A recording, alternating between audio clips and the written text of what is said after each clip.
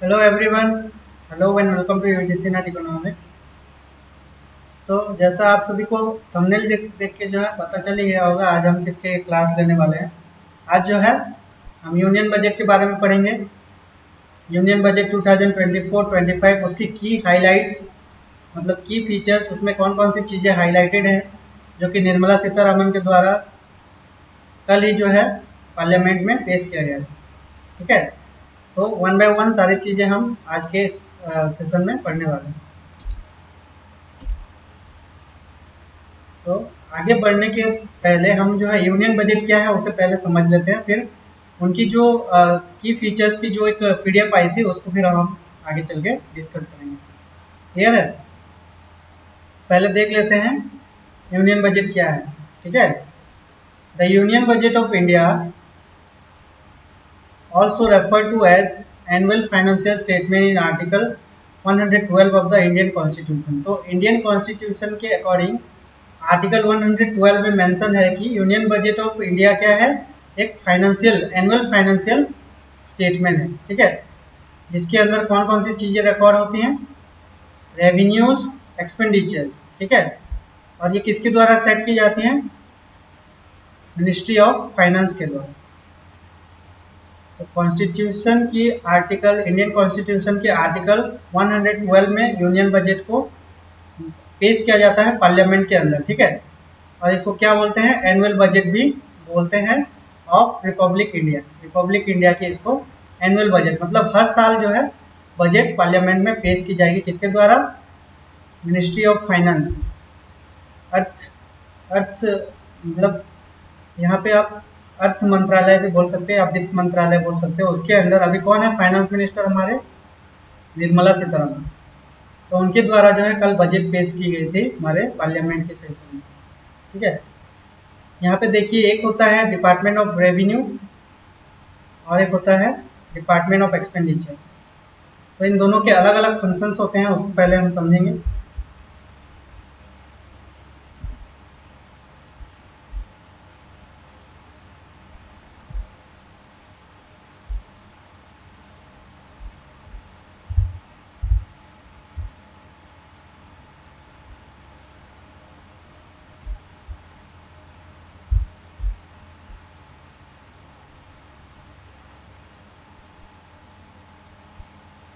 तो ministry of finance में यहाँ पे क्या होता है, हर फाइनेंशियल ईयर के लिए एक बजट तैयार की जाती है मिनिस्ट्री ऑफ फाइनेंस के द्वारा। निर्मला सीतारमण उसको हर साल पार्लियामेंट के अंदर जो है पेश करते हैं। ठीक है, with the revenues to be gathered by department of revenue to identify plan government spending and expected government revenue.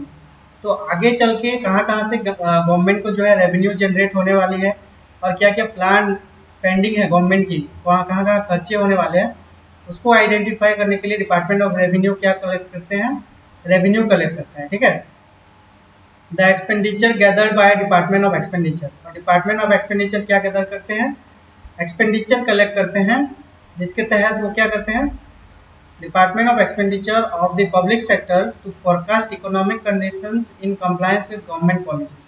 तो गवर्नमेंट पॉलिसीज के अंदर कहाँ कहाँ कौन से स्कीम में कितने खर्चे एक साल में होने वाले हैं, वहाँ पे जो जो एक्सपेंडिचर लगेंगे उसके लिए जो है डिपार्टमेंट ऑफ एक्सपेंडिचर रेस्पॉन्सिबल होता है, और रेवेन्यू कलेक्ट करने के लिए डिपार्टमेंट ऑफ रेवेन्यू। तो कहाँ कहाँ से रेवेन्यू जनरेट होंगे गवर्नमेंट की, और कहाँ कहाँ गवर्नमेंट के खर्चे होने वाले हैं आने वाले साल में, वो सारी चीजें डिसाइड होती हैं कहाँ पे, यूनियन बजट। क्लियर है? देखिए मिनिस्ट्री ऑफ फाइनेंस के अंदर 6 डिपार्टमेंट्स आती हैं। क्या क्या 6 डिपार्टमेंट्स हैं, देखते हैं उसको one by one. Ministry of finance के अंदर 6 डिपार्टमेंट है। क्या क्या डिपार्टमेंट है, department of economic affair, department of revenue, department of expenditure, department of public enterprises, then department of investment and public asset management, then 6 पे आता है department of financial services.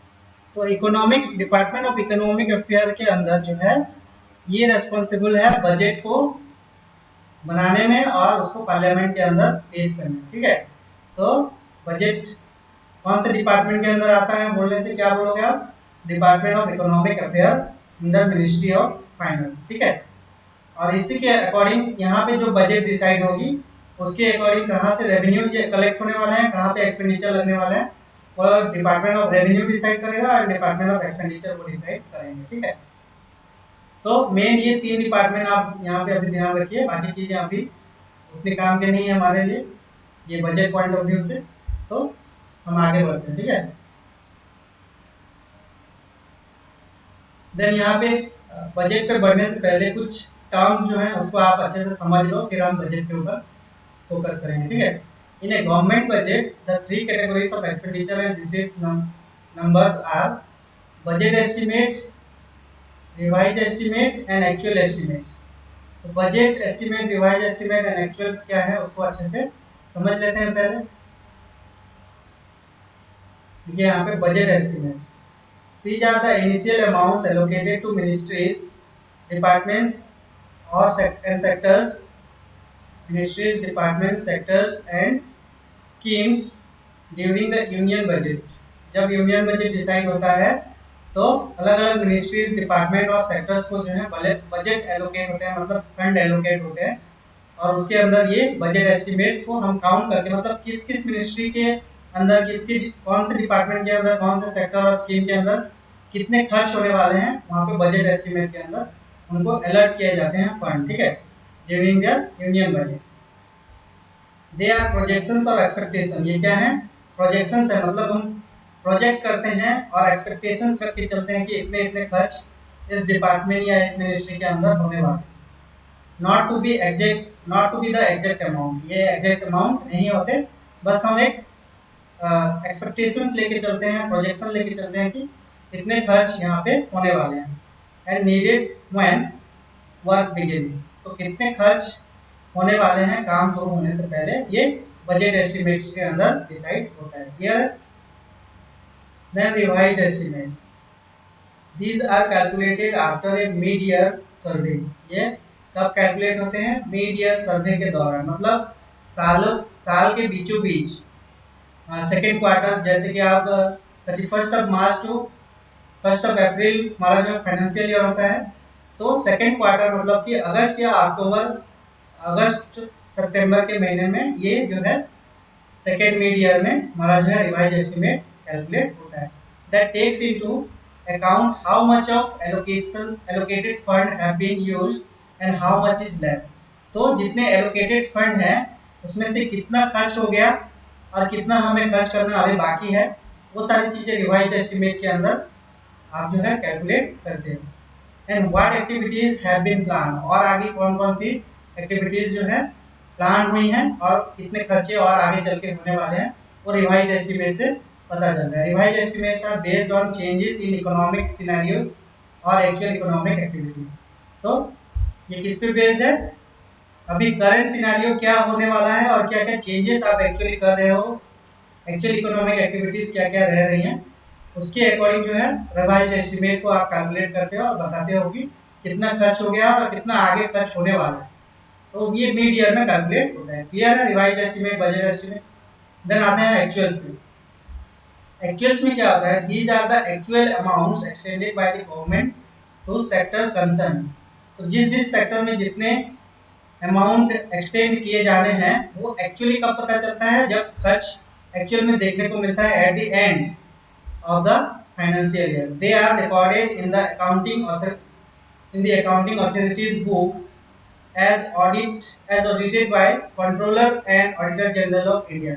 तो ये कौन से किसके बुक्स में अकाउंट होती हैं ये सारी चीजें? Accounting authorities books, that is controller and editor general of India, उनके अकाउंट में जो है एक्चुअल एस्टिमेट्स या एक्चुअल में कितने खर्च हुए, कितने बजट एलोकेट होने हैं किसी सेक्टर के अंदर, कितने खर्च हुए एक्चुअल में कब पता चलता है? At the end of the financial year.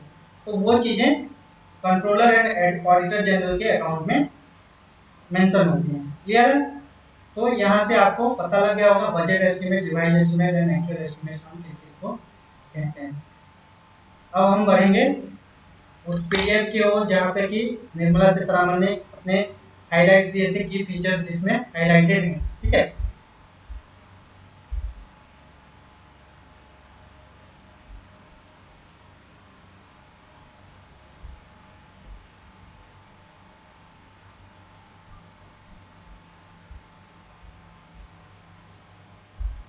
तो ये पीडीएफ मैंने आप लोग सभी को शेयर किया था कम्युनिटी के अंदर।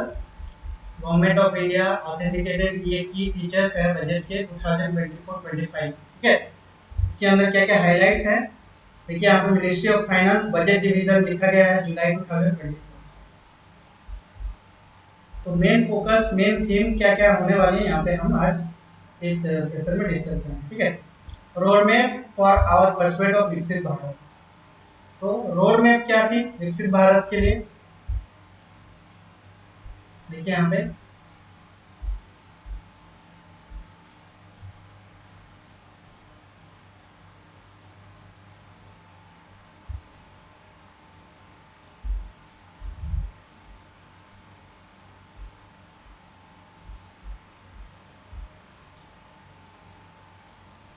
तो 4 मेजर टास्क तो क्या क्या है यहाँ पे देखिए, आत्म फार्मर्स, गरीब एंड वुमेन और युवा के ऊपर फोकस किया गया है। मतलब youth of India and farmers of India, then गरीब गरीब लोगों के लिए क्या क्या चीजें हैं, वुमेन्स के लिए क्या क्या चीजें हैं, उनके ऊपर फोकस की गई। तो 4 लोगों के ऊपर मेनली फोकस किया गया है इस साल के इस बजट में। गरीबों के लिए, महिलाओं के लिए और यूथ युवाओं के लिए और फार्मर के लिए, अन्नदाता। तो इस तरीके से इन्होंने कैटेगराइज की हुई सारी चीजें। देन बजट थीम, यहाँ पे क्या है बजट थीम के अंदर, फर्स्ट है एम्प्लॉयमेंट। तो एम्प्लॉयमेंट के अंदर देखिए यहाँ पे एम्प्लॉयमेंट के लिए क्या क्या चीजें की गई हैं। देन स्किलिंग, लोगों को स्किलफुल बनाने के लिए इनिशिएटिव्स लिए गए हैं। देन एमएसएमई को बढ़ावा दिया गया है, marginal small and medium enterprises को। और मिडिल क्लास लोगों के लिए भी कुछ चीजें यहाँ पे मेंशन है। देखते हैं वन बाय वन क्या क्या चीजें यहाँ पे गवर्नमेंट ने हमारे लिए मेंशन कर रखी है। प्रायोरिटीज फॉर विकसित भारत, देखिए विकसित भारत के अंदर productivity and resilience in agriculture के ऊपर ध्यान दिया है। तो productivity and resilience in agriculture, क्या क्या प्रोडक्टिविटी हो रही है, मतलब क्या क्या चीजें प्रोडक्ट प्रोड्यूस होंगी एग्रीकल्चर के अंदर, और उसमें कौन कौन सी चीजें जो है ट्रांसपेरेंट होगी, रेजिलियंस होगी, उसके ऊपर देखते हैं। ट्रांसफॉर्मिंग एग्रीकल्चरल रिसर्च, तो एग्रीकल्चर रिसर्च को यहाँ पे ट्रांसफॉर्म किया गया है। Comprehensive review of the agriculture research setup to bring focus on rising productivity and developing climate resilient variety. तो किस किस चीजों पे ध्यान दिया गया है यहाँ पे, rising productivity, developing climate resilient varieties. Agriculture के लिए एक कॉम्प्रिहेंसिव रिव्यू होगा, एग्रीकल्चर रिसर्च सेटअप किए जाएंगे जिसके अंदर क्या है प्रोडक्टिविटी को बढ़ाने के लिए और ऐसे वैरायटी सीड्स बनाए जाएंगे जिसके अंदर जो है क्लाइमेट रेजिलियंट होगी, क्लाइमेट को भी मात देते हैं उस तरीके की वैरायटी सीड्स जो है यहाँ पे रिसर्च R&D करके उसको डेवलप किया जाएगा, ठीक है। To transform agriculture. Then national cooperation policy for systematic, orderly and all round development of cooperative sector. तो कोऑपरेटिव सेक्टर की ऑल राउंड डेवलपमेंट के लिए क्या किए जाएंगे, एक नेशनल कोऑपरेशन पॉलिसी बनाई जाएगी जिसके अंदर जो है systematic and orderly all round development किए जाएंगे कोऑपरेटिव सेक्टर्स। कोऑपरेटिव सेक्टर्स जो कि कोऑपरेटिवली जो है काम करते हैं, इसके लिए हमारे पॉलिसीज को इम्प्लीमेंट करने के लिए या फिर एग्रीकल्चर सेक्टर को हेल्प करने के लिए या दूसरी चीजों को हमारे जो है हैंडीक्राफ्ट एमएसएमई को हेल्प करने के लिए भी एग्रीकल्चर को मेनली यहाँ पे हेल्प करने के लिए कोऑपरेटिव सेक्टर्स बनाए गए हैं, ठीक है। नेशनल कोऑपरेशन पॉलिसी के तहत इन सारी चीजों को टैकल किया जाएगा। देन आता है आत्मनिर्भरता for oil seeds such as mustard, groundnut, sesame, soyabean and sunflower.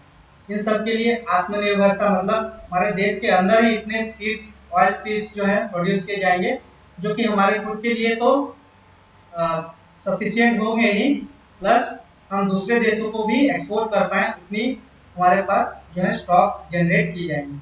Mustard, groundnut, sesame, soyabean and sunflowers को, सनफ्लावर की प्रोडक्टिविटी को बढ़ाया जाएगा।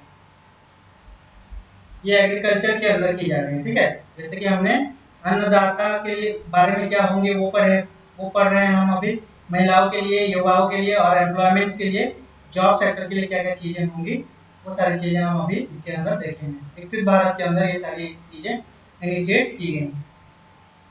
Then vegetable production and supply chain के लिए क्या किया जाए, प्रमोशन ऑफ एफपीओ। एफपीओ क्या है, food processing organisation and cooperatives and startups for vegetable supply chains and for collection and storage and marketing। तो vegetable production and supply chain के लिए क्या किए जाएंगे, बहुत सारे फूड प्रोसेसिंग ऑर्गेनाइजेशंस को प्रमोट किया जाएगा, कोऑपरेटिव्स को कोऑपरेटिव्स की हेल्प ली जाएगी, startups for vegetable supply chain, startups को बढ़ावा दिया जाएगा, for collection storage and marketing, किस किस चीज के लिए, कलेक्शन ऑफ वेजिटेबल, उनकी स्टोरेज के लिए और मार्केटिंग के लिए एफपीओज फूड प्रोसेसिंग ऑर्गेनाइजेशंस को प्रमोट किया जाएगा। ठीक है। Then release of new varieties, new variety high yielding variety seeds और क्लाइमेट रेजिलिएंट वेराइटी सीड्स जो है प्रोड्यूस किए जाएंगे। 109 new high yielding variety seeds and climate resilient varieties of 32 field and horticulture crops will be release for cultivation by farmers. तो ये सारी चीजें जो है हाई क्वालिटी की सीड्स प्लस रेजिलिएंट वेराइटी, मतलब एक जल्दी बीमार ना होने वाली सीड्स को ये जो है रिलीज करेंगे, जो कि कल्टीवेशन के लिए यूज होंगे फार्मर्स के द्वारा। ठीक है। देन नेचुरल फार्मिंग को बढ़ावा दिया जाएगा। यहाँ पे देखिए नेचुरल फार्मिंग के अंदर आप जो ऑर्गेनिक खेती करते हैं उसके लिए 1 crore farmers across the country will be initiated into natural farming supported by certification and branding in next 2 years। तो जो क्या किया जाएगा, 1 crore farmers को अक्रॉस द कंट्री, पूरे देश में 1 करोड़ फार्मर्स को क्या किया जाएगा, इस नेचुरल फार्मिंग के अंदर एक इनिशिएटिव के अंदर क्या किया जाएगा, उनको सपोर्ट किया जाएगा थ्रू सर्टिफिकेशन। जो लोग ऑर्गेनिक फार्मिंग या नेचुरल फार्मिंग करेंगे उनको सर्टिफिकेशन और ब्रांडिंग दी जाएगी नेक्स्ट 2 इयर्स में। क्लियर है कि ये अच्छे किस्म के जो है खाद्य पदार्थ उत्पादन कर रहे हैं, इसके लिए इसको सर्टिफिकेशन प्लस ब्रांडिंग की जाएगी उनकी प्रोडक्ट्स को। 10,000 need based bio input resource centre to be established. Bio input resource centre मतलब आपकी जो खाद, ऑर्गेनिक खाद जो है, जैसे कि आप गोबर जमा करना है या फिर ऑर्गेनिक तरीके से जब आप खाद बनाते हो, उनके लिए रिसोर्स सेंटर एस्टैब्लिश किए जाएंगे। 10,000 need based bio input resource centre, जहां से कि आप ऑर्गेनिक खेती के लिए ऑर्गेनिक खाद प्रोड्यूस कर पाओ। क्लियर है। Then stream production and export को बढ़ावा दिया जाएगा। स्ट्रीम्स क्या है, स्ट्रीम्स अभी मैं दिखाता हूँ अभी को आपको पिक्चर क्या क्या और किसको हम स्ट्रीम्स बोलते हैं। ठीक है।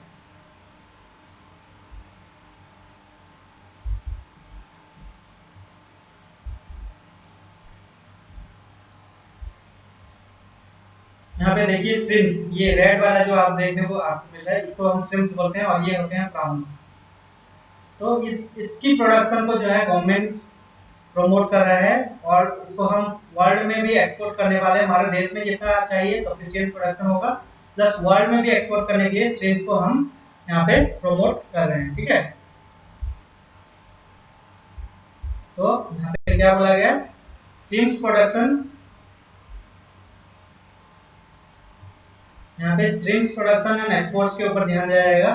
Financing for streams production, streams farming, processing, export will be facilitated through NABARD. NABARD के थ्रू ये सारी चीजें फैसिलिटेट की जाएंगी। नाबार्ड क्या है, national bank for agriculture and rural development. तो इसके तहत जो है स्ट्रीम्स की प्रोडक्शन एंड एक्सपोर्ट को बढ़ावा दिया जाएगा। क्लियर है। Then digital public infrastructure, DPI, digital public infrastructure for coverage of farmers and their lands in 3 year. इसलिए ये coverage of farmers and their lands in 3 year, अगले 3 साल में हम डिजिटल पब्लिक इंफ्रास्ट्रक्चर के तहत फार्मर के खेतों को रजिस्टर करेंगे, उनके लैंड्स को रजिस्टर करेंगे अगले 3 साल में। डिजिटल क्रॉप सर्वे इन 400 डिस्ट्रिक्ट्स, तो 400 डिस्ट्रिक्ट्स में जो है डिजिटल क्रॉप सर्वे होंगी। इशूज ऑफ जन समर्थ बेस्ड किसान क्रेडिट कार्ड, तो यहाँ पे देखिए इशू किए जाएंगे कौन कौन सी चीजें, इशुएंस ऑफ जन समर्थ बेस्ड किसान क्रेडिट कार्ड्स को इशू किए जाएंगे। किसान क्रेडिट कार्ड के तहत जो है आप क्या करते हो, इक्विपमेंट खरीदने के लिए आप जो है आपने किसान क्रेडिट कार्ड रजिस्टर्ड बैंक से जाके आप इक्विपमेंट के लिए लोन उठा सकते हो अपने खेती के, तो वो इसमें सब जन समर्थ बेस्ड किसान क्रेडिट कार्ड यहाँ पे इशू करने वाले हैं डिजिटल पब्लिक इंफ्रास्ट्रक्चर के। क्लियर है? देन आता है एम्प्लॉयमेंट एंड स्किलिंग। इसमें क्या क्या चीजें हम देखते हैं। PM package 3 schemes for employment linked incentive. यहाँ पे देखिए 3 स्कीम्स को इंट्रोड्यूस किया गया है, किस लिए? To provide incentive to the employ. 1 month wage to new entrant in all formal sectors in 3 installments up to 15,000। तो यहाँ पे जो जो न्यूली अपॉइंट होंगे किसी भी एक सेक्टर में, किसी भी एक कंपनी या किसी भी कॉर्पोरेट सेक्टर में, उनको जो है 3 इंस्टॉलमेंट्स में 15,000 रुपीज जो है 3 इंस्टॉलमेंट में दी जाएंगी। कब? हर एक साल में। ठीक है। Expected to benefit 210 lakh youth. तो ये कितने यूथ को बेनिफिट करेंगे? 210 लाख यूथ को हमारे देश में बेनिफिट करेंगे। Scheme A first time. Then scheme B job creation in manufacturing. Job creation in manufacturing, तो मैन्युफैक्चरिंग सेक्टर में जॉब क्रिएशन क्या होगी? Link to first time employees. First time जो एम्प्लॉइज होंगे उनके लिए लिंक होगी। Incentive to both employ and employer. तो दोनों को यहाँ पे इंसेंटिव देने की बात की गई है, एम्प्लॉय को एंड एम्प्लॉयर को। For EPFO. ईपीएफओ क्या है? Employment provident fund organisation contributions in the specific scale for the first 4 years. पहले 4 साल में एक स्पेसिफिक स्केल में उनको कंट्रीब्यूशन दी जाएगी, एम्प्लॉयज को भी और एम्प्लॉयर को भी। ठीक है। Expected to benefit 30 lakh youth. यहाँ पे कितने लाख पीपल को बेनिफिट किया जाएगा? 30 लाख। ये स्कीम बी के अंदर आया। देन स्कीम सी में क्या है? Government will reimburse EPFO contribution of employer up to 3,000 per month. तो हर महीने क्या करेगी गवर्नमेंट जो है 3,000 एम्प्लॉयर प्रोविडेंट फंड को जो है हेल्प देगी for 2 years for all new hires. जितने भी न्यू हायर्स, जितने भी न्यूली अपॉइंटेड होंगे कहाँ पे? प्राइवेट सेक्टर्स में। तो वहां पे गवर्नमेंट क्या करेगी? एम्प्लॉयर्स कंट्रीब्यूशन जो है 3,000 एज इंसेंटिव, एम्प्लॉयर्स को 3,000 पर मंथ देंगी। किसमें जमा करने के लिए? एम्प्लॉयज की ईपीएफ अकाउंट में, एम्प्लॉयमेंट प्रोविडेंट फंड में। कौन इनिशिएट कर रही है? Government to private employers 3,000 per month. अब गवर्नमेंट देंगी। ठीक है। जैसे कि आप क्या करते हो, जब भी किसी प्राइवेट कंपनी में ज्वाइन करते हो तो एम्प्लॉयर प्रोविडेंट फंड के तहत आपको अपनी कंट्रीब्यूशन 10% प्लस आपके एम्प्लॉयर की कंट्रीब्यूशन 10% होती थी, लेकिन उसको अभी इंक्रीज कर दिया गया है, उसको 14% कर दिया गया है। तो उसमें 3,000 जो है गवर्नमेंट आपको एम्प्लॉयर को हेल्प करेगी इसके लिए, एम्प्लॉयमेंट प्रोविडेंट फंड में कंट्रीब्यूट करने के फॉर 2 इयर्स। 2 साल के लिए ये रहेगी। ठीक है। Expected to generate 50 lakh jobs. कितने जॉब जनरेट करने की संभावना है यहाँ पे? 50 लाख। क्लियर है? देन और क्या क्या चीजें हैं हाईलाइटेड देखते हैं। Facilitate higher participation of women in the workforce through setting up of working women hostels in collaboration with industry and establishing creches. तो यहाँ पे बहुत सारे वुमेन्स को वर्कफोर्स में ऐड करने के बारे में बोला गया है। इसके अंदर हायर पार्टिसिपेशन देखने की मिलेगी आपको वुमेन्स की। Setting of working women hostel, women's के लिए हॉस्टल सेट किए जाएंगे कोलैबोरेटिवली इंडस्ट्रीज के थ्रू एंड एस्टैब्लिशिंग क्रैचेस के थ्रू। मतलब जो भी एस्टैब्लिशिंग क्रैचेस है जहाँ पे कि आप काम करने वाले हो और जो इंडस्ट्रीज होंगे उन दोनों की मिलीजुली प्रयास में आपको हॉस्टल्स प्रोवाइड किए जाएंगे। इनको वुमेन्स को, और उनकी वर्कफोर्स पार्टिसिपेशन को इंक्रीज किया जाएगा। Loan up to 7.5 lakhs with a guarantee from a government promoted fund। Loans कितने दिए जाएंगे? Up to 7.5 lakhs guarantee from a government promoted fund. Government promoted fund के अंदर गारंटी दी जाएगी आपको, 7.5 लाख तक लोन दिए जाएंगे। Expected to help 25,000 students every year. हर साल 25,000 स्टूडेंट्स को हेल्प मिलेंगी, इससे जॉब मिलेंगी, और इससे आपको जो है आप टेम्परेरी आप इंटर्नशिप के तहत आप जो है पैसे रोजगार कर सकते हो। Financial support for loans up to 10 lakh for higher education in domestic institution. जब आप भारत के अंदर, अपने इंडिया के अंदर जब आप पढ़ाई करोगे तो उसके लिए आपको 10 लाख तक की आपको हायर एजुकेशन के लिए, हायर स्टडीज के लिए लोन प्रोवाइड की जाएगी गवर्नमेंट के द्वारा। Direct e voucher to 1 lakh students every year. 1 lakh बच्चों को जो है हर साल डायरेक्ट ई वाउचर्स के थ्रू ये 10 लाख तक क्रेडिट किए जाएंगे। ठीक है, हर साल 1 लाख की वाउचर्स, ई वाउचर मतलब ऑनलाइन आपको डिजिटली ट्रांसफर किए जाएंगे। एनुअल इंटरेस्ट सबवेंशन ऑफ 3%, और उसमें आपको इंटरेस्ट कितने चार्ज किए जाएंगे लोन के अंदर? 3% इंटरेस्ट एनुअली चार्ज किए जाएंगे, मतलब बहुत कम इंटरेस्ट चार्ज किए जाएंगे एजुकेशन लोन के अंदर। ठीक है, देन स्किलिंग प्रोग्राम के अंदर देखिए यहाँ पे 20 lakh youth will be skilled over A 5-year period. तो अगले 5 साल में 20 लाख यूथ जो है स्किलफुल बनेंगे, उनको स्किल प्रोवाइड की जाएगी।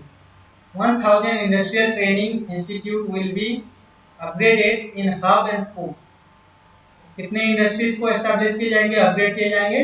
1000 industrial training institute ITIs to train the youth to skill up. ठीक है, उनको स्किल प्रोवाइड करने के लिए ट्रेनिंग दी जाएगी। ये 1000 ITIs में अलग अलग प्रकार के स्किल्स लर्न करेंगे वो, ताकि आप आगे आगे जाके वो अलग अलग सेक्टर्स में अपनी सर्विस प्रोवाइड कर पाए।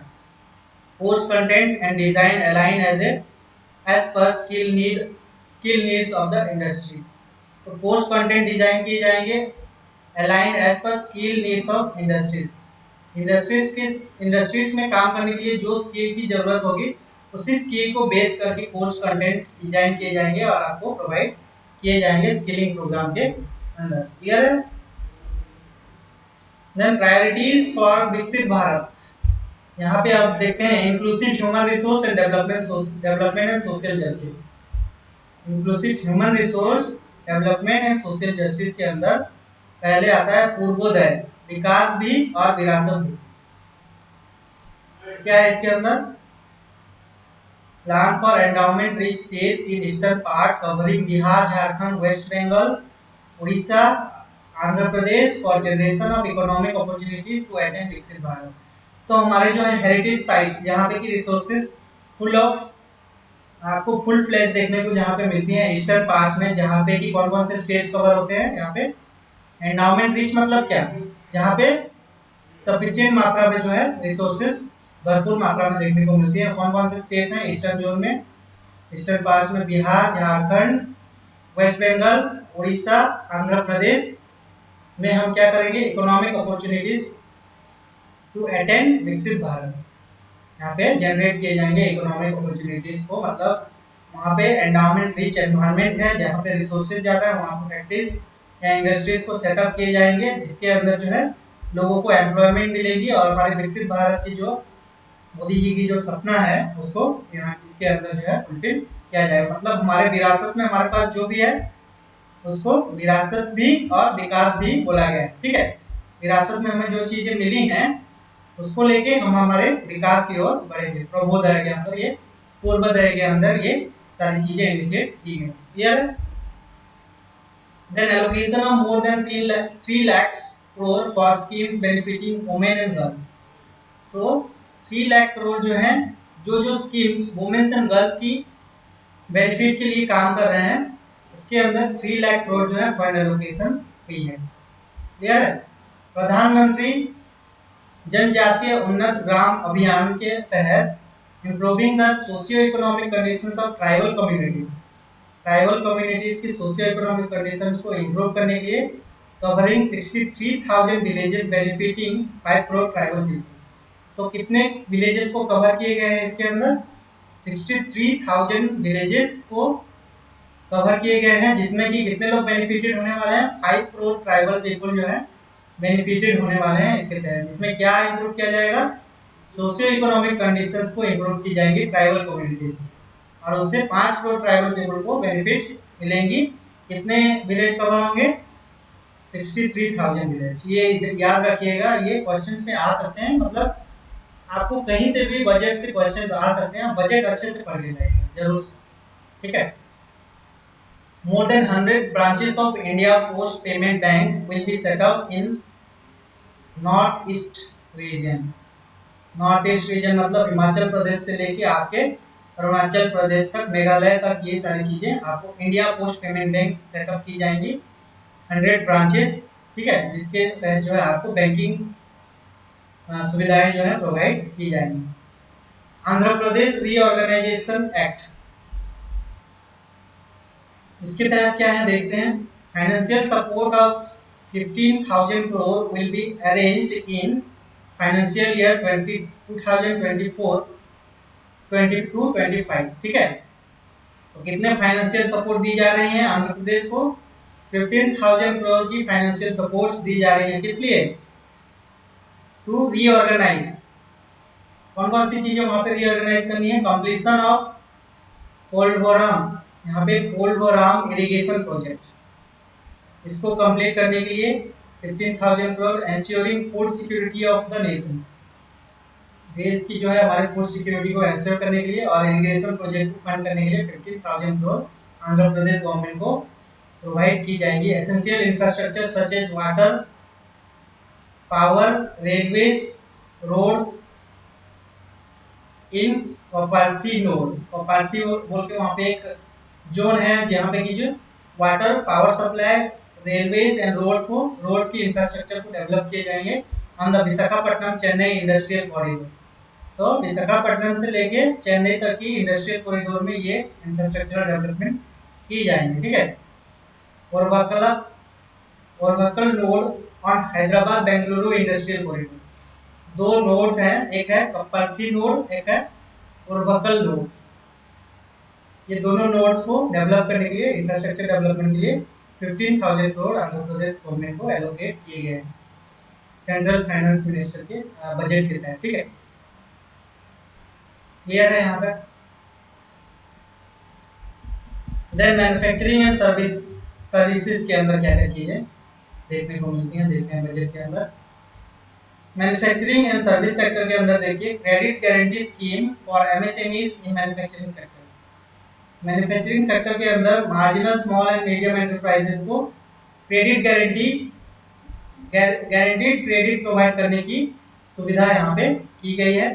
Enhance scope for mandatory onboarding in TRDS, enhance scope for mandatory onboarding in TRDS, tax revenue deducted at source, ठीक है, टैक्स कलेक्ट किए जाएंगे।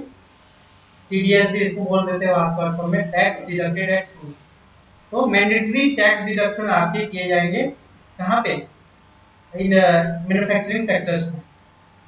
Then marginal small medium enterprise units for food irradiation quality safety and testing. तो food irradiation, food processing के लिए, quality check के लिए और सेफ्टी इन टेस्टिंग, ये यूनिट्स को जो एमएसएमई जिसके अंदर जो जो एमएसएमई जो है फूड प्रोसेसिंग के लिए, फूड प्रोडक्शन के लिए काम करते हैं, उनकी क्वालिटी सेफ्टी को टेस्ट किए जाएंगे, ठीक है।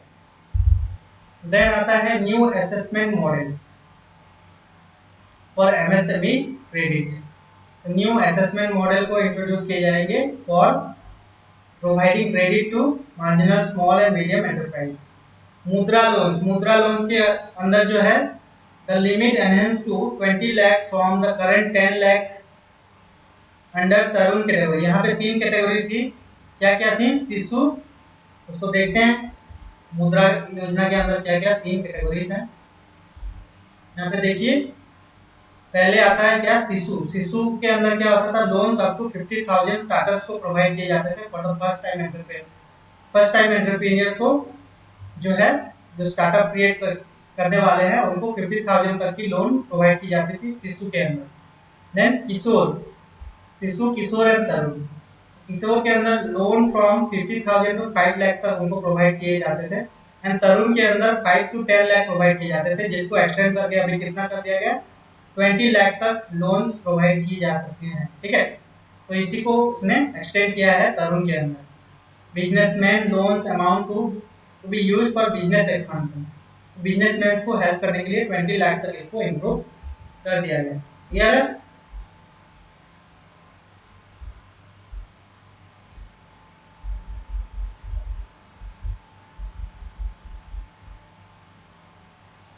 Then credit support to marginal small medium enterprises during stress period. तो स्ट्रेस पीरियड में एमएसएमई को जो है क्रेडिट सपोर्ट दिए जाएंगे। स्ट्रेस पीरियड मतलब जैसे कि जहाँ पे आपको डिप्रेशन देखने को मिलेगा, इकोनॉमी में इन्फ्लेशन देखने को मिलेगा, या फिर कुछ हजर्स या फिर हजरस सिचुएशन की वजह से जो है क्या होंगी, एमएसएमई में अगर कोई स्ट्रेस देखने को मिले तो वहां पे क्रेडिट सपोर्ट्स आपको मिलेंगी गवर्नमेंट के थ्रू। ठीक है, फाइनेंशियल सपोर्ट।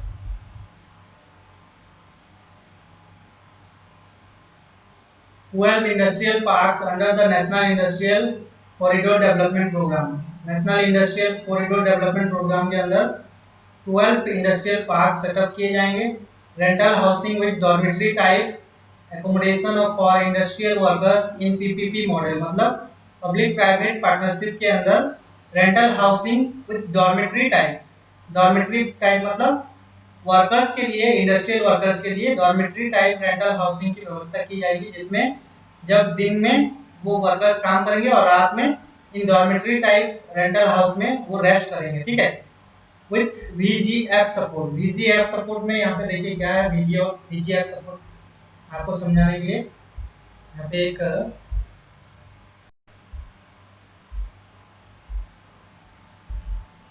ये देखिए, viability gap funding or grant means a grant one time or deferred provided under this scheme with the objective of making a project commercially viable।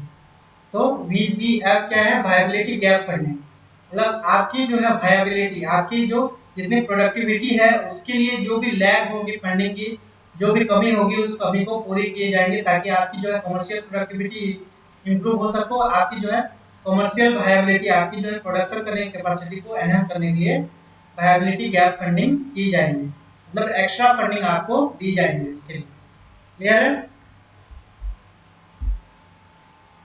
तो वो चीजें यहाँ पे रेंटल हाउसिंग के तहत VGF सपोर्ट्स के तहत पीपीटी प्राइवेट पब्लिक पार्टनरशिप के अंदर आपको रेंटल हाउसिंग वर्कर्स को प्रोवाइड किए जाएंगे, और विद VGF में वायबिलिटी गैप फंडिंग के मॉडल के अंदर ये सपोर्ट्स गवर्नमेंट के द्वारा इंडस्ट्रीज को मिलने वाली है। ठीक है, critical mineral missions for domestic production, recycling and overseas acquisition.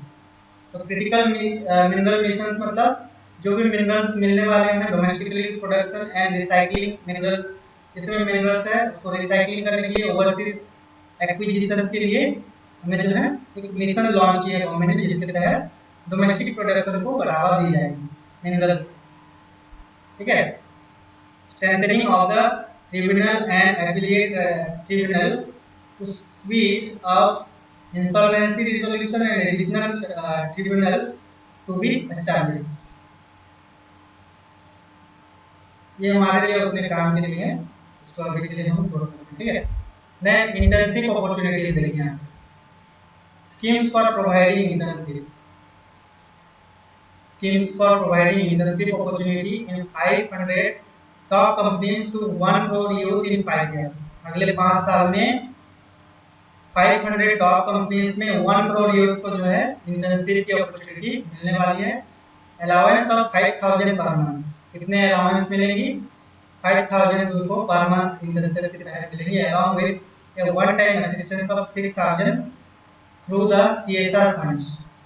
तो कॉर्पोरेट सोशल रेस्पॉन्सिबिलिटी फंड के अंदर एक वन टाइम 6000 की असिस्टेंस भी उनको प्रोवाइड की जाएगी। ये तो 5000 पर मंथ मिलेगी, प्लस वन टाइम 6000 की असिस्टेंस भी प्रोवाइड की जाएगी interns.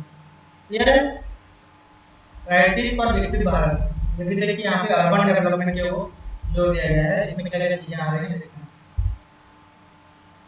Stamp duties, street markets, transit oriented development, water management, urban area को डेवलप करने के लिए।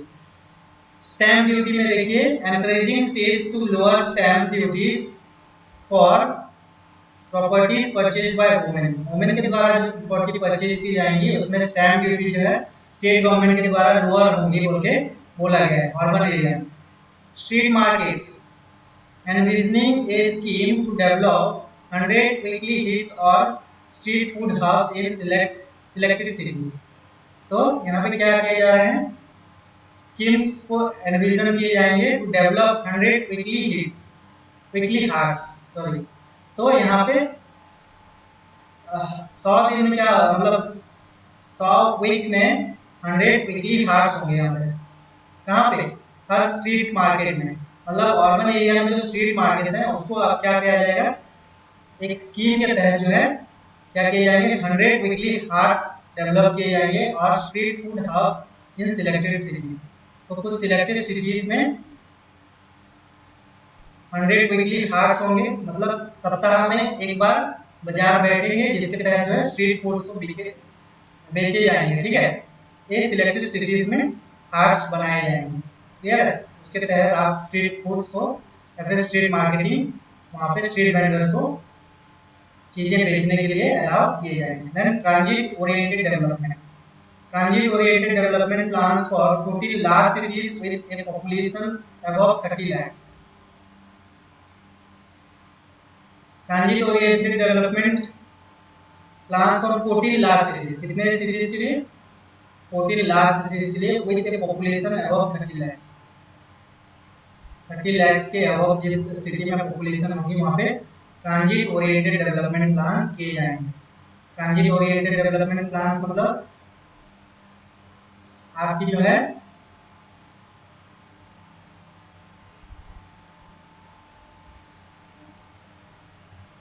यहाँ पे आपकी ट्रांसपोर्टेशन प्लस आपकी जो है चीजों को एक जगह से दूसरी जगह ले जाने की या फिर फंड को इधर उधर करने की जो ट्रांजिट व्यवस्था है, ट्रांजिट ओरिएंटेड डेवलपमेंट प्लान, उसके अंदर 14 लार्ज सिटीज में 30 लाख पॉपुलेशन जहाँ पे ज्यादा होंगे उन सिटीज में ये डेवलपमेंट की जाएंगी, क्लियर है। Then water management, promote water supply, sewage treatment, solid waste management projects and services for 100 large cities through bankable projects. तो sewage water, drinkable water supply, sewage water treatment, solid waste management projects and services for 100 large cities. बड़े बड़े 100 शहरों में ये चीजों को bankable project के तहत जो है हेल्प प्रमोट मिलेगी, ठीक है। क्लियर है आपको, ताकि क्लियरली सारी चीजें प्रोवाइड की जा सके। Then housing needs, urban area में housing needs, PM Awas Yojana urban 2.0, यहाँ पे अर्बन एरिया में पीएम आवास योजना 2.0 को लॉन्च किया जाएगा। Needs of 1 crore urban poor middle class families will be addressed with an investment of 10 lakh crore। तो अर्बन एरियाज में लोगों को घर प्रोवाइड करने के लिए कितने 1 करोड़ अर्बन पुअर को घर प्रोवाइड करने के लिए कितने खर्च हो रहे हैं इस साल? कितने खर्च किए जाएंगे? 10 lakh crore to provide houses to 1 crore urban poor, ठीक है। Enabling policies, regulations for efficient and transparent rental housing markets with enhanced viability will also be put in place। तो enabling policies, कुछ policies को enable किया जाएगा, regulation for efficient and transparent rental housing market। तो जितने भी rental housing market हैं उसको transparent तरीके से कैसे लोगों तक पहुंचाया जा सके, उसके लिए कुछ policies भी regulate करने के लिए, rental house को कम करने के लिए कुछ policies भी चलाई जाएंगी। with enhanced availability will also be put in place। तो बहुत ज़्यादा अवेलेबिलिटी होंगी, लोगों को रेंटल हाउस मिलेंगे, वो भी कम दामों में, सस्ते दामों में किस तरीके से लोगों को प्रोवाइड की जा सकेंगी बड़े बड़े शहरों में, उसके लिए भी पॉलिसीज एंड रेगुलेशंस लॉन्च किए जाएंगे, ठीक है। क्लियर? देन एनर्जी सिक्योरिटी के बारे में थोड़ा बात करेंगे अभी। यहाँ पे कुछ देखते हैं, विकसित भारत के अंदर एनर्जी सिक्योरिटी को भी यहाँ पे बढ़ावा दिया गया है। इनिशिएटिव्स विद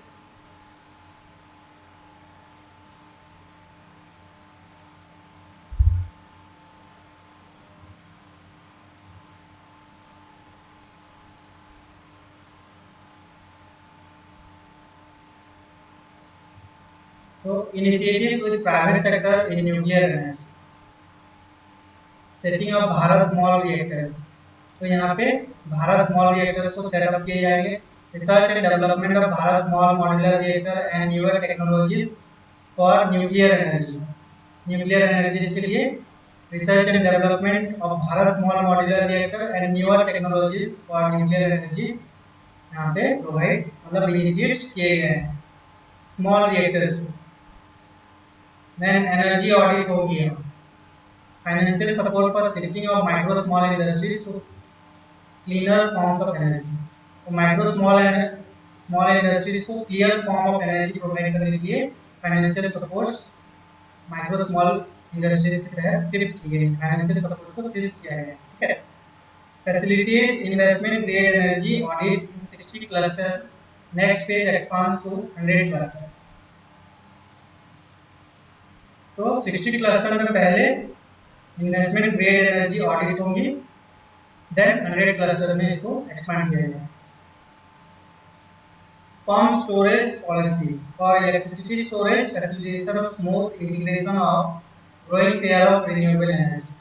तो पंप स्टोरेज पॉलिसीज को लॉन्च किया जाएगा, जिसके तहत क्या किया जाएगा, इलेक्ट्रिसिटी स्टोरेज और facilitation of smooth integration of growing share of renewable energy.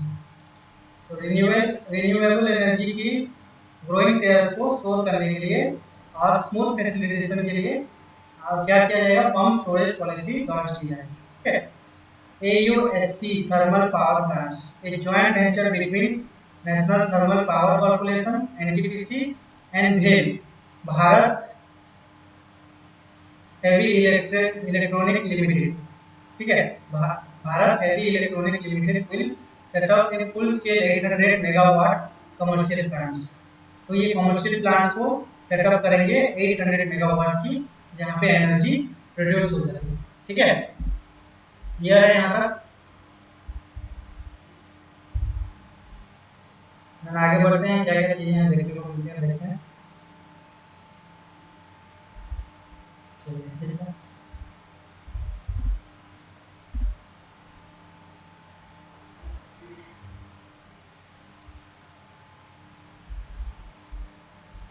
यहाँ पे देखिए, पीएम सूर्य घर मुफ्त बिजली योजना, इसके तहत जो है 100 crore household obtain free electricity up to 300 units every month.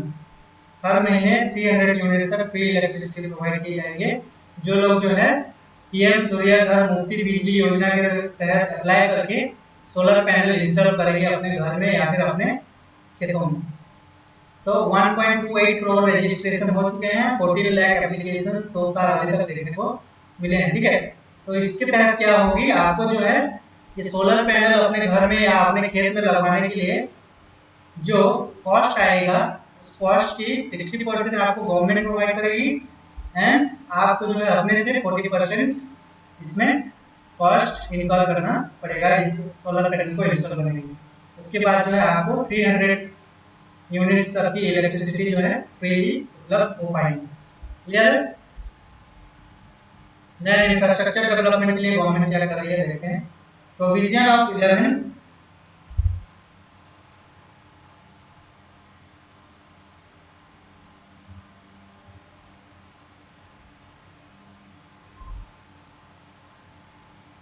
provision of 11,11,111 crore for infrastructure of 3 for infrastructure development। infrastructure development के लिए कितना करोड़ खर्च हो रहा है सर? 11,11,1111, ठीक है।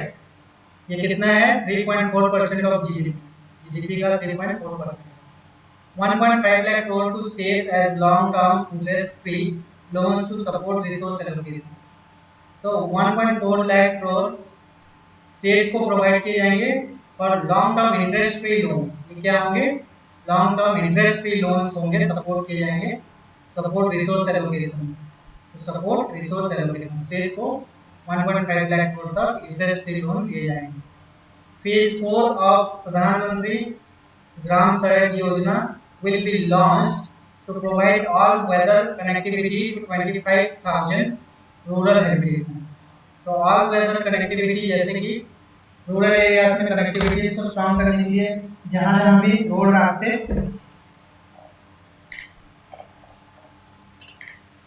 ठीक से नहीं है, एरियाज में जो है रोड प्रोवाइड करना।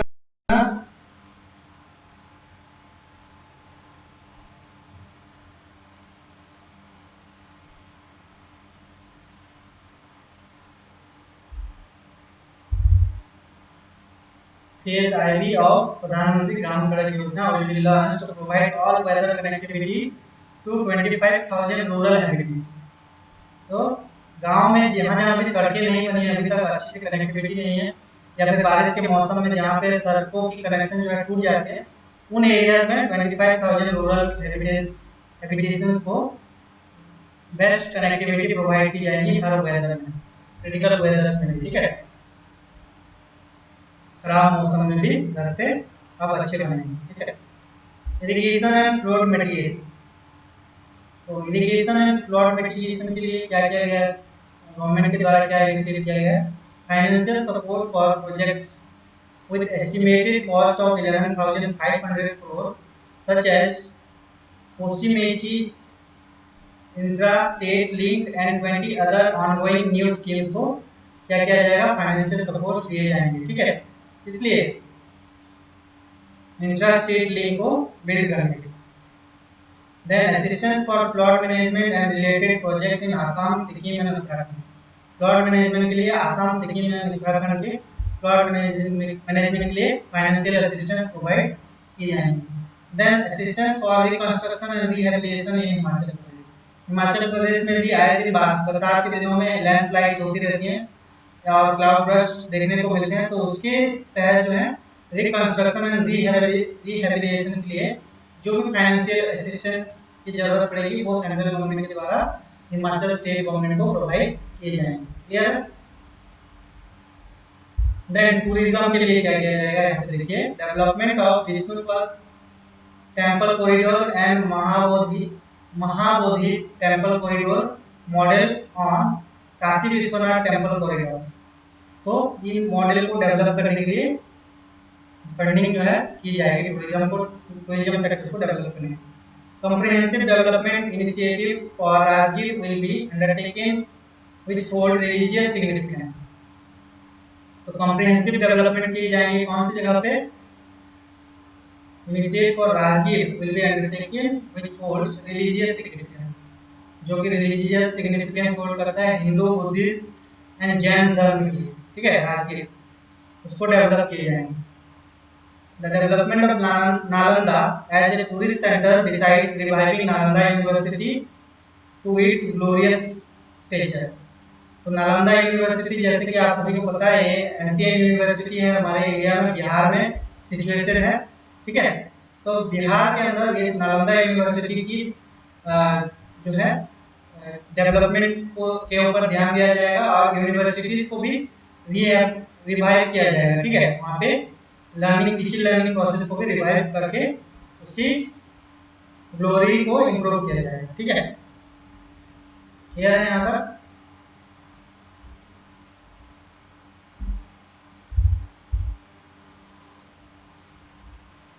Then assistance to development of Odisha's scenic beauty।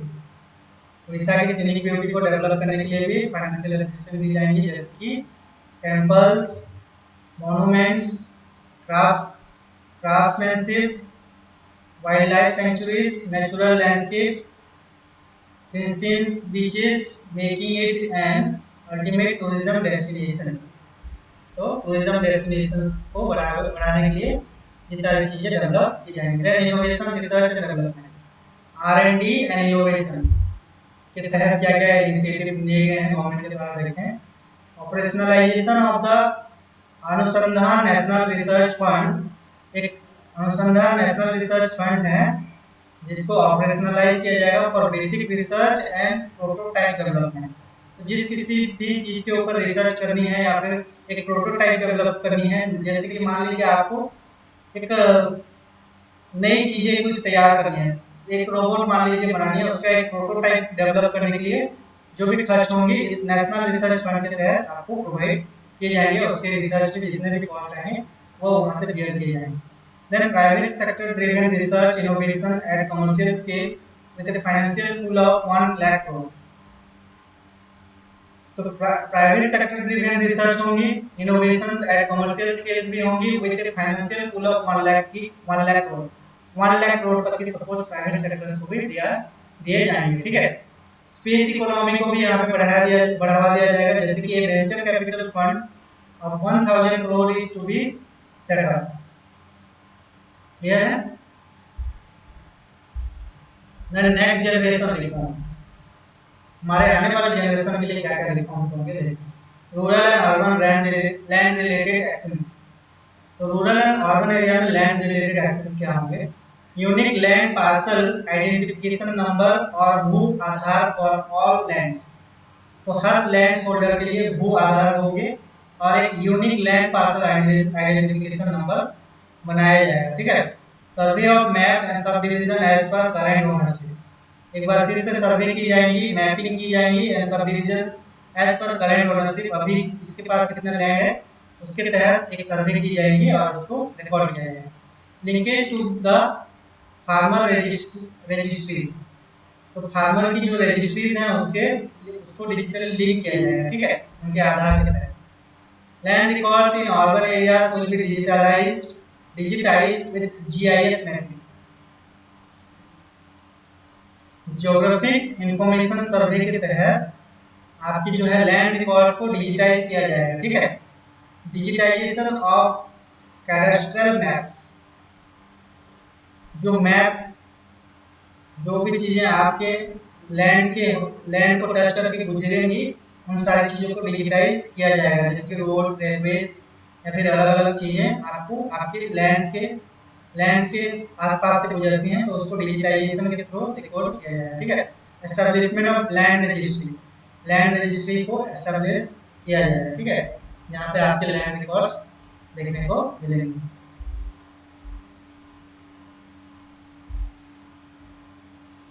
Then taxonomy for climate finance, enhancing the availability of capital for climate adaptation,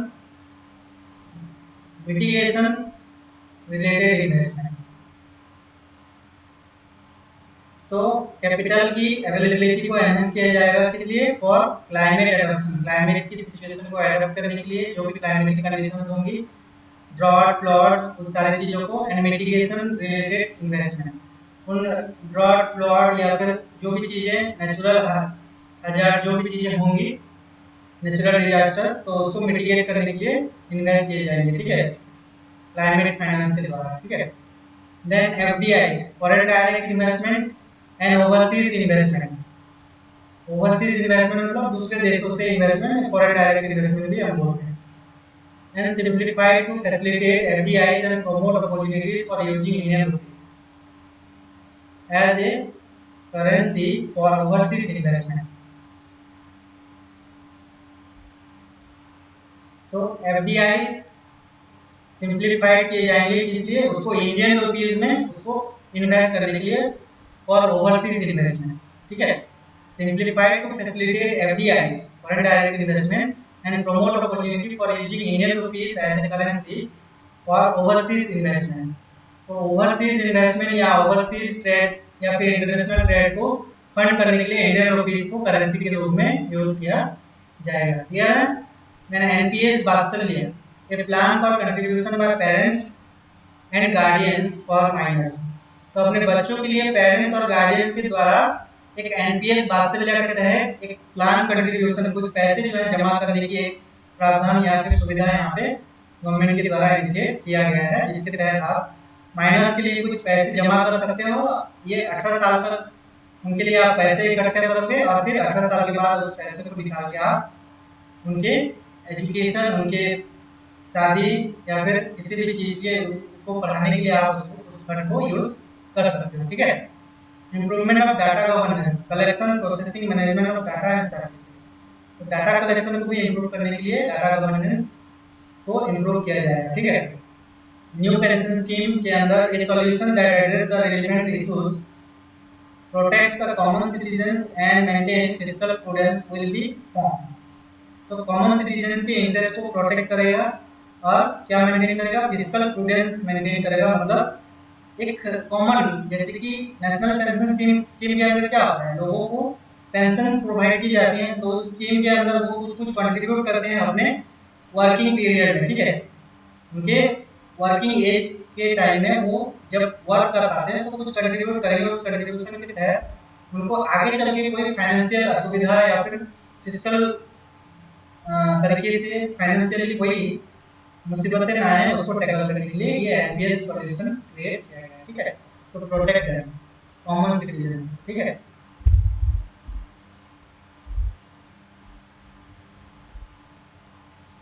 then यहाँ पे देखिए रॉबस्ट इकोनॉमिक फाउंडेशन के तहत improvement in current account deficit, हमारे जो balance of payment में current account होता है उसके डेफिसिट में अभी जो है थोड़ा सुधार आया है। पहले जो है यहाँ पे देखिए करंट अकाउंट डेफिसिट बहुत ज्यादा था, अभी करंट अकाउंट डेफिसिट कम हो गया, -1 के आसपास पहुंच चुका है current account deficit. India grew at 2.8% in financial year 2020. 2 point, sorry, India grew at 8.2% in financial year 2020.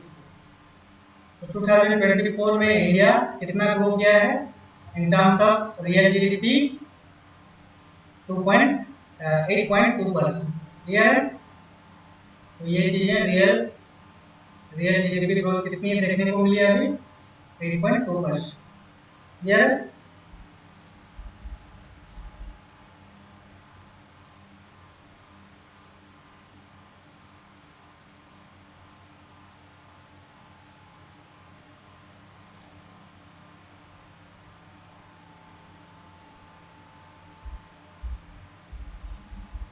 और फिर यहाँ पे देखिए decreasing fiscal deficit as percentage of GDP, तो यहाँ पे 2021 में देखिए हमारे फिस्कल डेफिसिट कितनी थी 9.2, अभी जो है धीरे धीरे वो कितना हो गया है 2024 में वो 5.6% के आसपास, जीडीपी की 5.6% जो है फिस्कल डेफिसिट यहाँ पे देखने को मिल रही है, ठीक है। देन टेमिंग इन्फ्लेशन 2020-21 के बीच में 6.2 था और अभी 2023-24 के बीच में इन्फ्लेशन की रेट क्या है 5.4, मतलब कम हुई है थोड़ी बहुत पहले से। देन टैक्स प्रपोजल्स, बजट के अंदर टैक्स देखते हैं, सिंप्लीफिकेशन एंड टैक्सेशन क्या क्या प्रावधान देखने को मिलते हैं।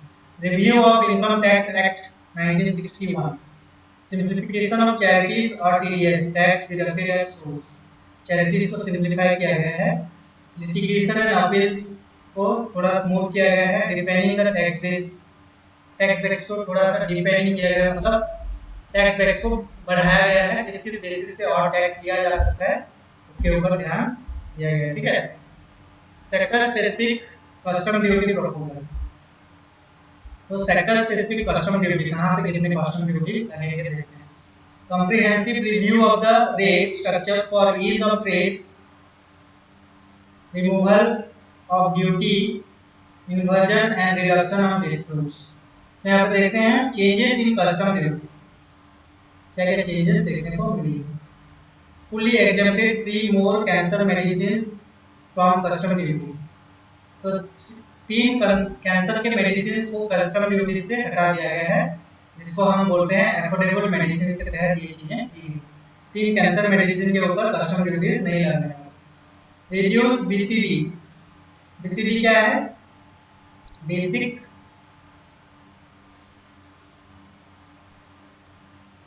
बीसीडी, हम यहाँ पे देखते हैं बेसिक टैक्स डिडक्शन है उसका, अभी दिखाता हूँ मैं आपको, इसके एक्सप्लेनेशन है।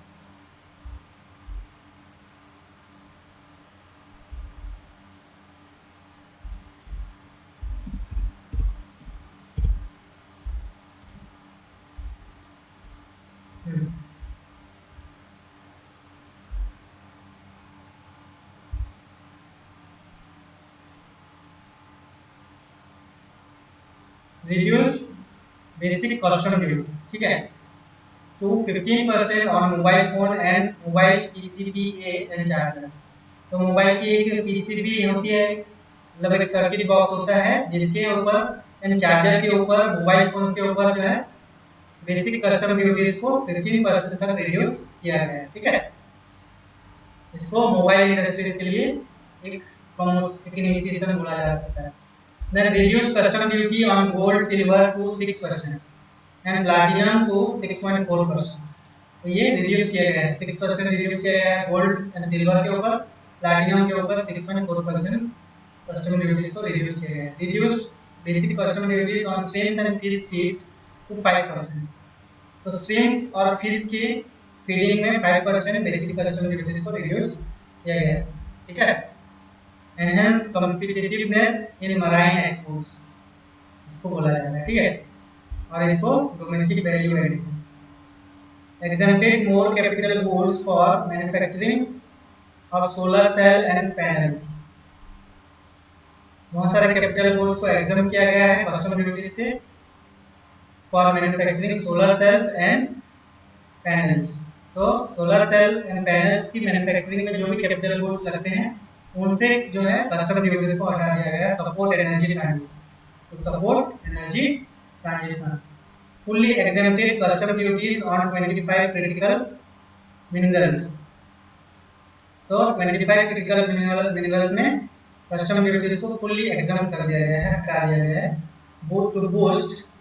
बूस्ट टू स्ट्रेटेजिक सेक्टर्स, तो स्ट्रेटेजिक सेक्टर में बूस्ट लाने के लिए या फिर वहाँ पे एनर्जी प्रोवाइड करने के लिए, मिनरल्स प्रोवाइड करने के लिए ये इनिशिएट किया गया है।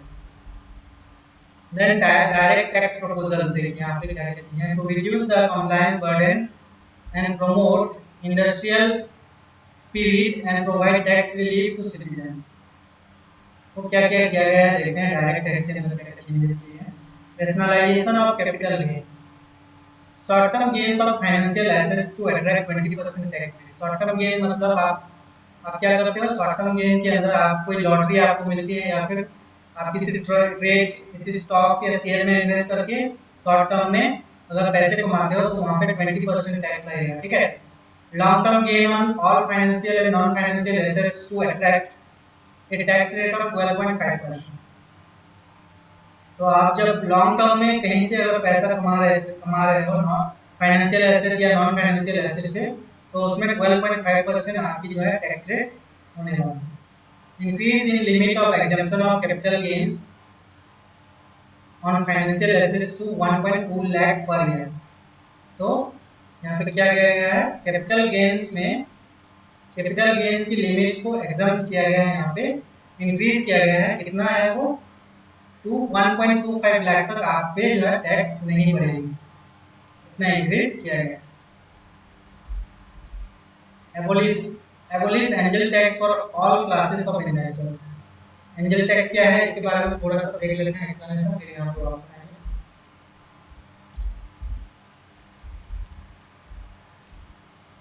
जरा देखिए यहाँ पे एंजल टैक्स क्या है।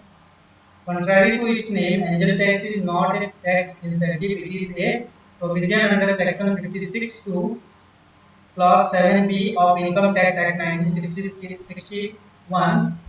This provision classifies investments received by startups from external investors as income from other sources and taxes them at a rate of 30%। तो एंजल टैक्स क्या है, अदर सोर्सेज से जब आप कोई स्टार्टअप जब अदर सोर्सेज से फंडिंग रेज करता है या एक्सटर्नल इन्वेस्टर्स के थ्रू अपनी इनकम की सोर्स को बढ़ाता है to fund in their business, तो उसमें जो है 30% का जो है एंजल टैक्स चार्ज किए जाते हैं, क्लियर है। तो वो होता है angel tax. Simpler tax regime to operate domestic goods, तो सिंपलर टैक्स यहाँ पे कलेक्ट किए जाएंगे डोमेस्टिक गुड्स को चलाने के लिए। डोमेस्टिक गुड्स मतलब हमारे देश के अंदर जो क्रूज शिप जो है चल रहे हैं उन पे जो है सिंपलर टैक्स रिजीम देखने को मिलेगी। Provide for safe harbour rate for foreign mining companies selling raw diamonds, तो यहाँ पे सेफ हार्बर रेट्स यहाँ पे देखने को मिलेंगे डायमंड्स को सेल करने के लिए। Then corporate tax rate on foreign companies reduced from 40% to 35%। तो कॉर्पोरेट टैक्स रेट को फॉरेन कंपनीज के लिए कितना कर दिया गया, रिड्यूस कर दिया गया ताकि वो यहाँ पे अपनी इंडस्ट्री सेटअप करके प्रोड्यूस कर सकें। 40% से 35% तक रिड्यूस कर दिया गया, ठीक है।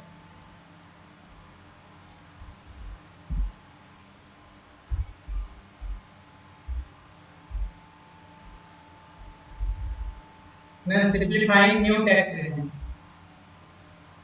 न्यू टैक्स रेजिम को सिंपलीफाई कर दिया गया है। देखिए सेविंग अप टू 75,500 यहाँ पे देखिए 0 से 3 लाख तक हमारी एनुअल इनकम में कोई टैक्स नहीं लगेगा, नील, ठीक है। देन 3 to 7 लाख में हमारा जो है 5% तक टैक्स लगेगा। 7 to 10 लाख 10% तक टैक्स है। Then 10 to 12 15%, 12 to 15 lakh 20%, and more than 15 lakh 30% तक टैक्स चार्ज किए जाएंगे सैलरी पर्सन से, ठीक है। Standard deduction for salaried employees increase from 50,000 to 75,000। पहले स्टैंडर्ड डिडक्शन कितना था 50,000, अब स्टैंडर्ड डिडक्शन है 75,000। स्टैंडर्ड डिडक्शन वो होता है जिस पे जो है जिस अमाउंट पे गवर्नमेंट जो है सैलरीड एम्प्लॉइज से कोई टैक्स कलेक्ट नहीं करती, ठीक है। मान लीजिए किसी एक सैलरी एम्प्लॉइज का जो है एनुअल इनकम कितना हो रहा है 7 लाख के आसपास हो रहा है, तो उसमें से जो है 50,000 जो है 50,000 पहले स्टैंडर्ड डिडक्ट किया जाता था जिससे कोई टैक्स कलेक्ट नहीं होती थी, लेकिन अभी 75,000 कर दिया है उसने गवर्नमेंट ने, जिसमें अब कोई टैक्स कलेक्ट नहीं होगा। उसके बाद जो रिमेनिंग अमाउंट होगी उसमें टैक्स कलेक्ट किए जाएंगे जिस किसी भी स्लैब के अंदर वो इनकम आता होगा, ठीक है। Then deduction on family pension for pensioners increased from 15,000 to 25,000। तो पेंशनर्स के ऊपर भी जो है टैक्स लगता था, तो यहाँ पे डिडक्शन हुई है। Deduction on family pension for pensioner increase from 15,000 to 25,000। तो अब 25,000 तक पेंशन में कोई टैक्स नहीं लगेगा, ठीक है। उससे अगर ज़्यादा होती है तो वहाँ पे टैक्स देने को मिलेगा। देन मोस्ट इम्पोर्टेंट, ये सबसे ज़्यादा इम्पोर्टेंट है हमारे इकोनॉमिक, हमारे UGC net exam point of view से। रुपीज कम्स फ्रॉम, तो कहाँ से सबसे ज़्यादा पैसा हमारे इकोनॉमी में आ रहा है वो देखते हैं, रुपए। तो सबसे ज़्यादा रुपए कहाँ पे हमारे यहाँ पे हमारे मतलब इंडियन इकोनॉमी में कलेक्ट हो रहे हैं, इनकम टैक्स से 19% ऑफ जीडीपी, ठीक है। इनकम टैक्स से कलेक्ट होते हैं रेवेन्यू। टोटल रेवेन्यूज के 19% जो है इनकम टैक्स से आता है, ठीक है। Then 18% from GST and other tax 18%, corporation tax 17%। Clear है। सबसे ज्यादा यहाँ पे देखिए हमारा जो है बोरोइंग एंड अदर लायबिलिटीज से हमारा रेवेन्यू जनरेट हो रहा है 27%। देन इनकम टैक्स, देन आता है GST and other taxes, then corporation taxes, then 9 non tax receives 9%, then union excise duty 5%, custom से 4%, नॉन टैक्स कैपिटल रिसीव से 1%। क्लियर है।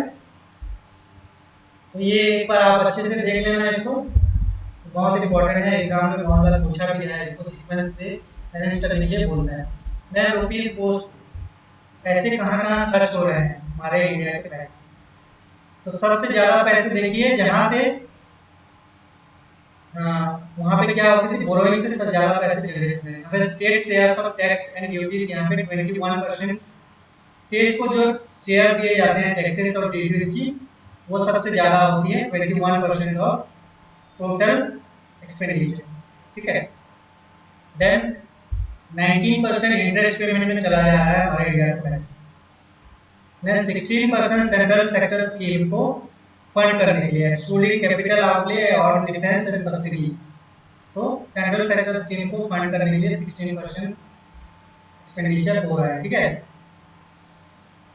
Then 9% finance commission and other transfers, and 9% other expenditures. Central sponsor scheme को 8%, and defense को 8%, and subsidies 6%, and pension 4%। तो कहाँ पैसे जा रहे हैं ये सीक्वेंशियली आप थोड़ा देख लेना। ज्यादा पैसे हमारे स्टेट्स को शेयर देने में, टैक्सेस की शेयर स्टेट्स को प्रोवाइड करने में ज्यादा पैसे खर्च हो रहे हैं। देन इंटरेस्ट पेमेंट में खर्च हो रहे हैं सेकंड नंबर पे। Then finance and other expenditures में 9%, 8% on defence, then central sponsorship में 8%, देन सब्सिडीज में 6%, सेंट्रल सेक्टर स्कीम मैंने बता दिया 16%, एंड पेंशन में 4%। तो ये खर्चे हमारे इंडियन इकोनॉमी में देखने को मिल रहे हैं, ठीक है। Then expenditure on major items, कौन से मिनिस्ट्रीज को कितने कितने करोड़ दिए गए।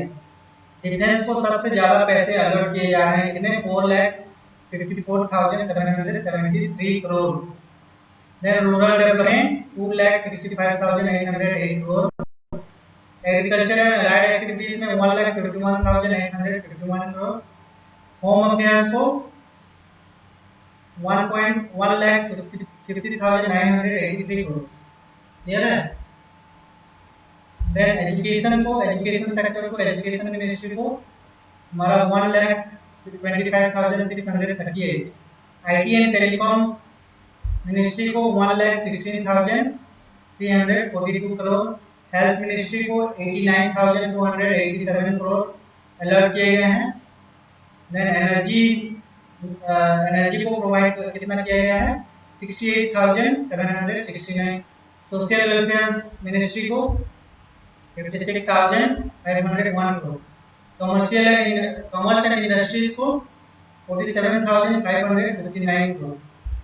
ये जो है अलग अलग मिनिस्ट्रीज को कितने फंड एलोकेट किए गए हैं वो सारी चीजें यहाँ पे मेंशन है। आप इसको एक बार अच्छे से फिर से पढ़ के जाना जब आप एग्जाम देने जा रहे हो यूजीसी में। ठीक है, यहाँ पे लास्ट प्रीवियस ईयर में भी क्वेश्चन यहाँ से देखने को मिले थे और अभी यहाँ पे सीक्वेंशियली आपको पूछा जाएगा, कहीं से भी कुछ भी पूछा जा सकता है। तो ये अलॉटमेंट आप जरूर देख के जाना। ठीक है, allocation to major schemes in crore.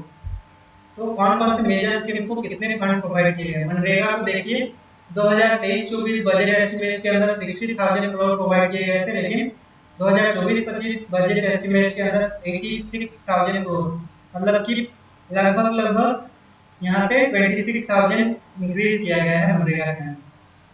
Research and development project में 2023-24 में 840 करोड़ रुपए फंड एलोकेट किए गए थे, लेकिन 24-25 में अभी कितना है 1200 करोड़। ठीक है, 1200 करोड़ प्रोवाइड किए इंक्रीज किए।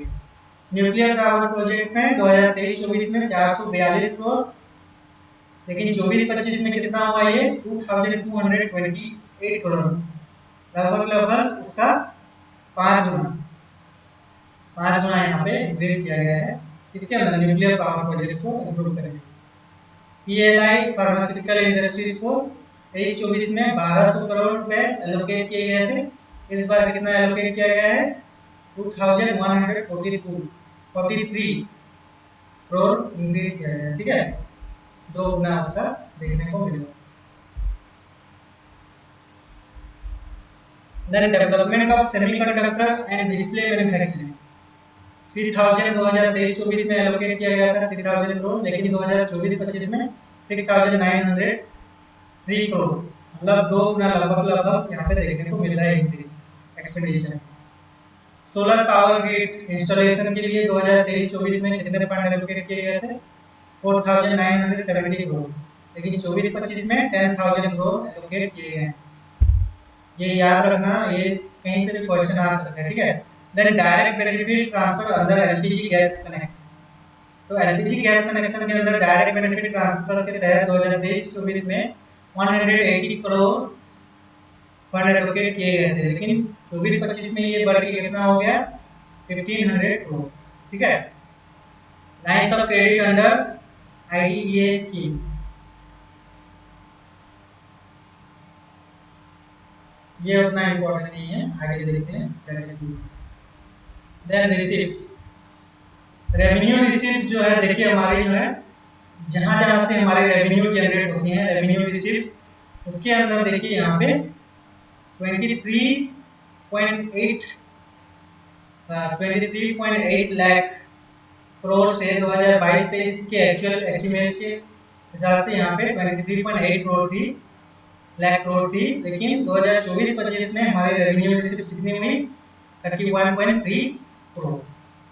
कैपिटल रिसीप्ट्स, रेवेन्यू रिसीप्ट मतलब गवर्नमेंट अदर एक्टिविटीज से जो पैसे जनरेट करती है। कैपिटल रिसीप्ट मतलब बोरोइंग, इंटरनेशनल नेशनल बोरोइंग से जो पैसे इकट्ठे होते हैं उस रिसीप्ट के तहत। देखिए ये 2022-23 में कितना था 18.1 लाख करोड़ था, लेकिन 2024-25 में बजट एस्टिमेट के तहत ये कितना है 16.9 करोड़। क्लियर है। Then expenditure, revenue expenditure and revenue capital effective capital expenditure. Revenue expenditure क्या है गवर्नमेंट की एक्सपेंसेस जो कि रिकरिंग अमाउंट होती हैं, जो कि हर महीने सैलरीड एम्प्लॉयज को या फिर अदर अदर चीजों पे जो है रिकरिंग अमाउंट में जो खर्चे होते हैं उसको रेवेन्यू एक्सपेंडिचर बोला जाता है। तो वो 22-23 में कितना था, 34.5 लाख करोड़। लेकिन 24-25 में कितना वो देखने को मिला, बढ़ गया, कितना बढ़ गया है एक्सपेंडिचर, 37.1 करोड़। ठीक है, 1 lakh crore. Effective capital expenditure, ये लॉन्ग टर्म इन्वेस्टमेंट होता है, ये शॉर्ट टर्म होता है। शॉर्ट टर्म मतलब रिकरिंग।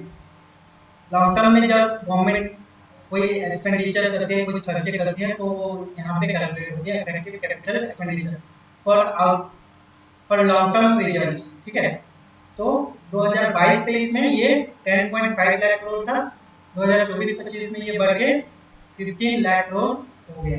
क्लियर?